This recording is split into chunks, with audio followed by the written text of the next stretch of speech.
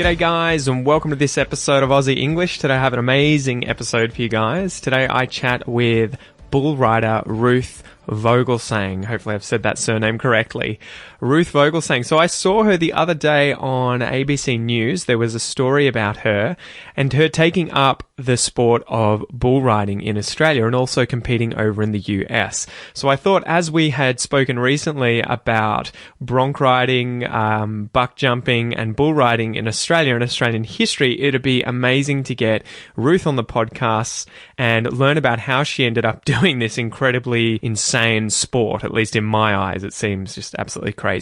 Anyway, without any further ado, I give you bull rider Ruth Vogelsang.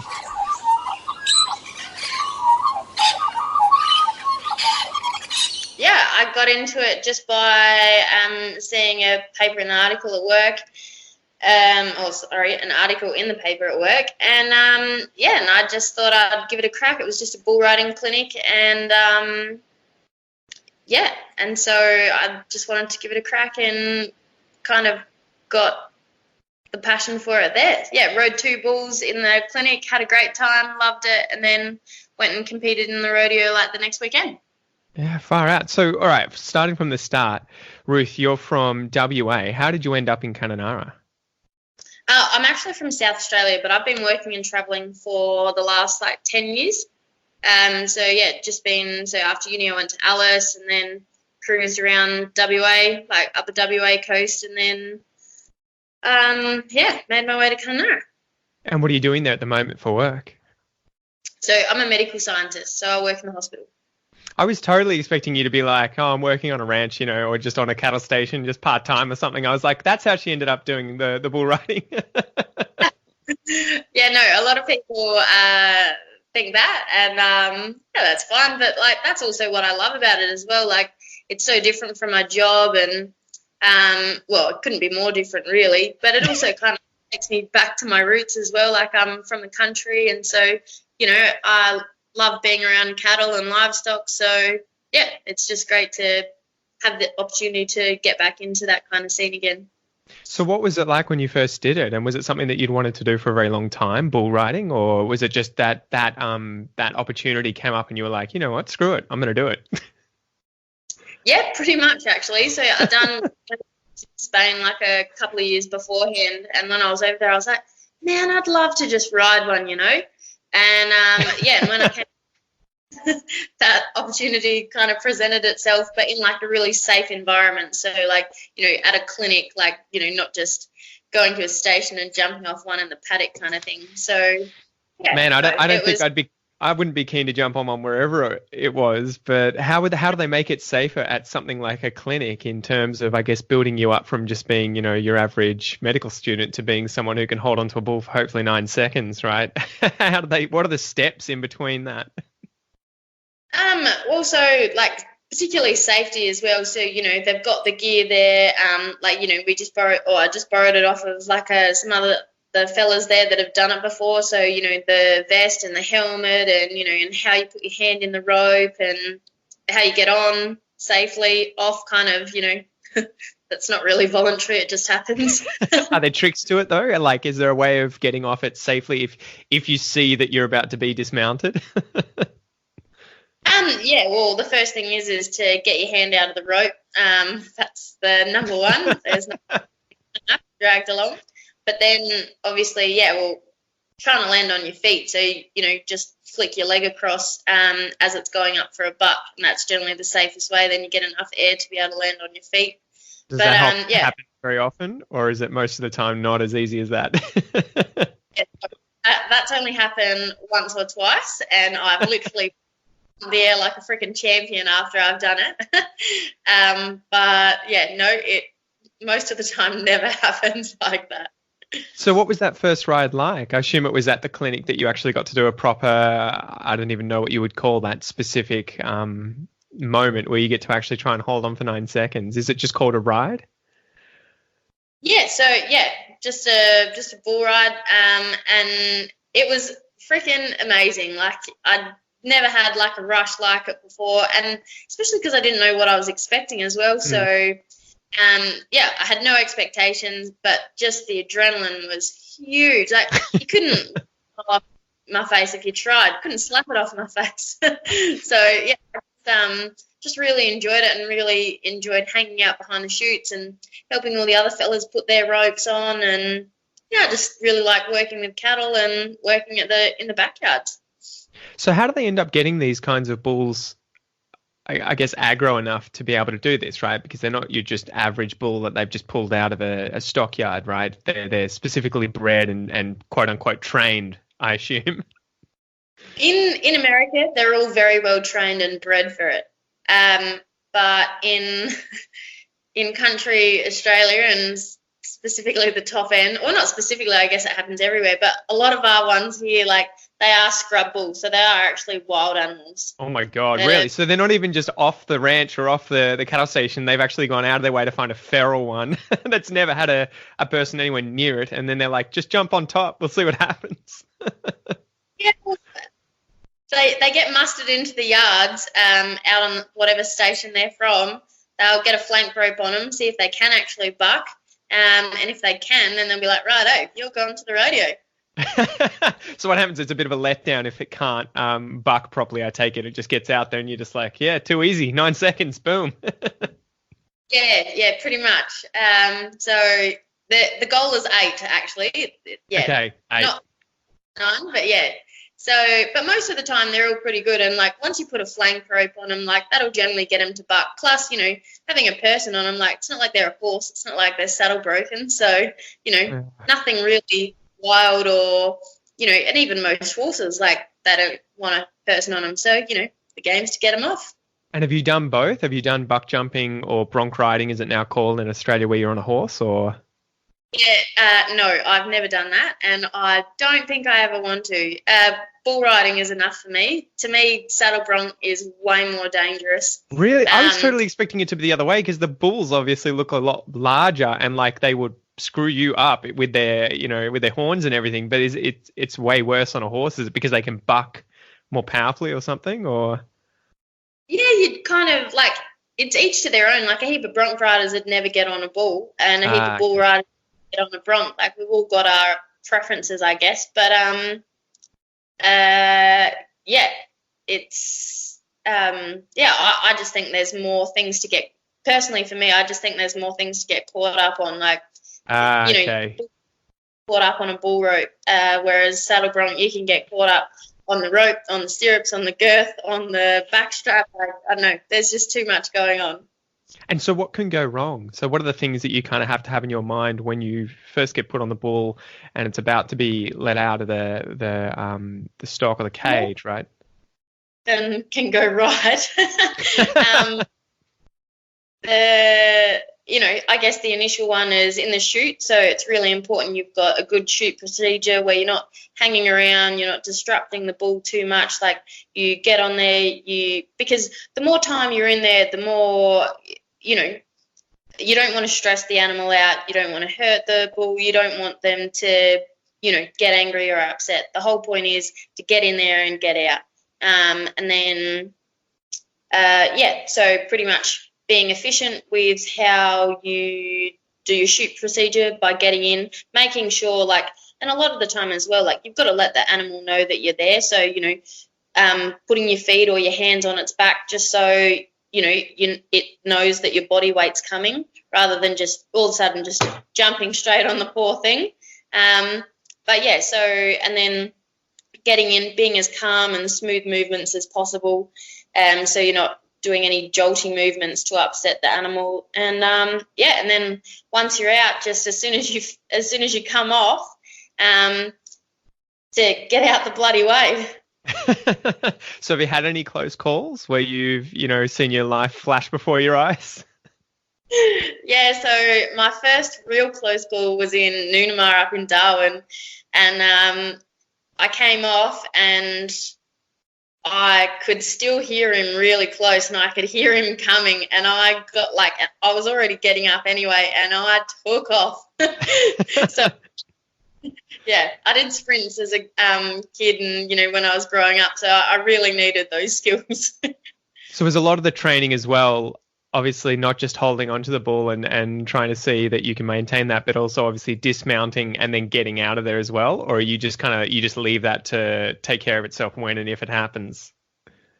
No, I don't really practice the dismount so much but I do practice rolling. So the way you fall is very important. So if you're falling just on one part of your body, that's one part of your body that's taking all of the impact. Yeah. So, practicing your roll. So when you fall, roll. And then when you're on the ground, get the hell out of there, get up, get going. Don't hang around, because then you're not only putting yourself in danger, but you're putting the bullfighters in danger. So they're there to protect the animal and the cowboy, in my case, cowgirl. And, if you're too slow to get up, or if you're not making an effort to get out of there, you're then putting that bullfighter in danger as well. And so... Because he has to stay in there longer and try and distract the bull. Yeah, he's staying in there the whole time. So, there's generally two of them. So one's job is to help take the bull to the exit chute, make sure once he's done his job, he goes back out the back and goes and gets his feed of hay. And then the other one is to protect the rider. So what do they do? How often do the same bulls get ridden? Do they get multiple rides every time there's a show or a rodeo or something? Or is it just the one time and that's it? Yeah, in a night, they just get one go. Yeah, okay, in order to stop them from stressing out. Yeah, just because, especially at a rodeo, there's a lot going on. It's a lot of, stimulus for any animal, even for a horse that does barrel racing. There's a lot going on. There's a PA system, there's a crowd, there's a lot going on. And so, yeah, they just go through once. And so do you know which bulls you're going to be on, or is it totally random in terms of who selects them and when, and you can't really prepare for a specific animal or anything like that? It's just bad or good luck. Yeah, pretty much. In Australia, it's luck of the draw. You get what comes up the chute. So, if you're number 8, you get the 8th bull that rocks up into the laneway. But in the US, there was quite a few times where we got drawn. So if I was a local, I would have known which bull I had. But obviously, being from Australia, I had no idea. But if you ride opens here as well, often they will do a pre-draw. So they'll give they'll have an open bull already assigned to you. But I don't ride opens. So. What's the difference exactly between the two? Well, open bulls, they're the very well-trained bulls. They're the ones that, they're the rank bulls as well. So they've been trained to buck. They're good bulls. Good or bad, right? I feel like there's positive and negative language here being used here, where it's probably the inverse, right? Yeah, they're great bucking bulls, but also they've got a bit more testosterone going on. They may turn back and get you. All right. So what was it like? What was it like when you got on the scene here in Australia too? Is there much gender conflict or competition that goes on too between the girls and the guys who do this kind of sport, or because the guys have been doing it longer? What's it like? Yeah, well, especially when I first started, it's very much it, and it always has been quite the boys' club. There was never any girls doing it when, at every rodeo or every clinic, it was just me. And so I guess maybe I did get treated a bit differently. So, I didn't always feel like I was very welcomed. But, now that I've been around on the scene for a little bit longer, a lot of the fellas know me, and, I work just as hard back behind the chutes as they do. So I feel like I've earned my place a bit more. And it's a lot about, respect back there as well. If you're there just for yourself, that's kind of the response that you'll get as well. Whereas if you're there and if you want to learn and if you want to help out and if you're, doing the right thing back there, then, they'll respect you a lot more. So you really do have to just kind of show that you mean to do well and you're going to work hard, and then it's kind of okay, you're one of us, yeah. Yeah, exactly. Yeah. And so Whereas in the US, like there was plenty of there was a lot of female riders there. Like they even have a women's PBR. So, you know, being a female rocking up back behind the chutes is, you know, not really a big deal at all to them. They're like, oh yeah, cool. do you think, is Australia then just sort of 10 or so years behind in terms of their bull riding, right? They'll eventually get big enough that they'll have more women doing it and it becomes a normal thing. And Yeah, I really hope so. Like, yeah, I hope this is kind of a bit of a, you know, a trend change where, yeah, there are more females that, you know, can do it now because, yeah, it's not such a boys' club anymore. But yeah, and I mean, it's a tough sport. Like, you know, you've got to, every time you ride, you're going to hit the dirt. And so if you're prepared to hit the dirt and if you're prepared to get back on again, that's, you know, that's respect enough that, you know, you're willing to give it a crack and do the best that you can. But also at the same time, like, one of the biggest challenges as well is when you're learning, you need to get on bulls that are at your level, because if you're getting on these ranked bulls when you're only learning, it's going to crash your confidence, if not like injure you. And in a lot of the parts of Australia, there's not really that option. Like, you don't have practice pens like you do in the US. You don't have a lot of different grades of bulls. You kind of just get what you're given. So that is tough. And so what's the ultimate goal? Are you hoping to move over to the US and obviously dive into bull riding over there? Because it sounds like it's a better or more developed, I guess, thing over there compared to here. I've travelled a lot and I love travelling and I love, you know, spending time in a different country. But, like, I'll always call Australia home. Like, I'll never move. But, yeah, I'd love to go back over there again and compete with the girls and the guys, just because it was so much fun and I had such a great time.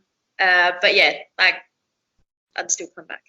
Is it a full-time career prospect for you? Will you leave medical science behind and be like, screw this? No bloody way. I love my job. And, you know, bull riding, especially in Australia, it's certainly not a career choice. And also, like, the nature of the sport as well, you know, it's not if you get hurt, it's when and how badly. So, you know, I've had plenty of bruises and been feeling like, you know, felt pretty battered, but it's, yeah. Well, I read in the article, right, you screwed up your shoulder and tore your what was it, the crucial ligament or something in your shoulder, and you have to get surgery on that. My AC joint, yeah. So the bone completely separated from the joint, and the ligaments were all torn. And yeah, that was pretty painful. And that was from a bloody horse. That wasn't even from a bull. Oh, really? So you fell off a horse and that happened, did you? Yeah, well, I was riding along and, yeah, the horse fell and I went down with her. Oh. And so, yeah, that was pretty shit, but never mind. These things happen. Far out. So that's funny, though, that obviously one of the most significant injuries that you've received hasn't been on the back of a bull. It's been on just a horse when you were just chilling out. Exactly. So, yeah, no, I've been really lucky so far, touch wood, that, you know, I haven't had a huge injury on the bull just yet. But, yeah, like I said, it is a dangerous sport. Things happen. I've seen plenty of people, you know, with broken bones from bull riding and worse, unfortunately. But, you know, it's what it is. And, so when, you know, when do you call it a day? When will be enough? Once you get to that, you know, this is just getting too easy. I don't think it's ever going to be easy, and it's certainly not an easy sport, that's for sure, or easy on the body. But I don't know. I'll give up when I don't enjoy it anymore, or you know, if it hurts too much. Yeah, far out. And final question: what would you say to anyone listening right now who's thinking of, you know, potentially doing this one day? How would they get into bull riding, the sport of bull riding? I would recommend doing what I did, and doing, like, going to a clinic or a school, like a safe learning environment to do it in. A a lot of fellas I know, especially like station guys, they've just gone the whole hog and gone into a rodeo, and those poor buggers, like they really have come in worse than what was probably intended. So, go to a school or a clinic anywhere. Like a lot of places host them, and then that way you get a bit of instruction. And I mean, you're still getting that same rush. It's great fun. I highly recommend it. Oh, far out. Well, Ruth, thank you so much for coming on the podcast. I really appreciate it. No worries. Thanks for having me.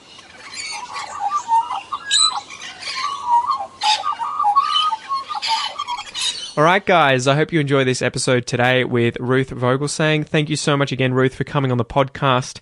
It was a pleasure. It was an incredibly busy day for Ruth at work there, but I managed to get her for 20 minutes during her lunch break. Anyway, guys, if you're interested in taking up bull riding in Australia, go find a clinic somewhere near you where you can get started and let me know how you go. You know, it's a pretty crazy sport, so definitely send me some photos. Anyway, guys, thanks for joining me. I'll chat to you soon. Peace.